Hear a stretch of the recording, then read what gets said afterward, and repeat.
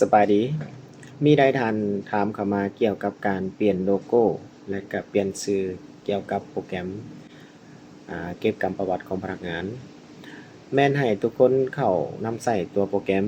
และให้เข้ามาที่สายมือจะมีคำว่าตั้งค่าระบบเมื่อเฮากดเข้ามาให้เฮาเข้ามาที่รายงานข้อมูลเมื่อเข้ามารายงานข้อมูลเฮาจะเห็นปุ่มแก้ไขอยู่นี้ให้เฮากดเข้าไประบบมันจะถามว่าเฮาต้องการแก้ไขบ่กดโอเคหรือว่ากดตกลงเมื่อกดตกลงแล้วมันจะเข้ามาหน้าฟอร์มแก้ไขให้เฮาเปลี่ยนโลโก้ระบบสมมติว่าเฮาจะเปลี่ยนเป็นโลโก้นี้แล้วสำหรับภาพพื้นหลังล็อกอินเฮาจะปาไว้คือเก่าหรือเฮาจะเปลี่ยนก็ได้หรือเฮาจะมาเปลี่ยนเป็นรูปภาพอย่างดีเอาเป็นรูปภาพอาหารนี้สำหรับ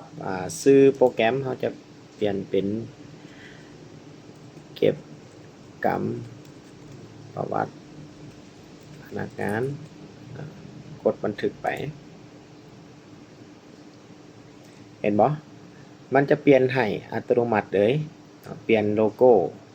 โปรแกรมและก็ชื่อของโปรแกรมแล้วเฮามาเบิ่งภาพพื้นหลังเห็นบ่เปลี่ยนให้แล้วเพียงแต่ชั้นนี้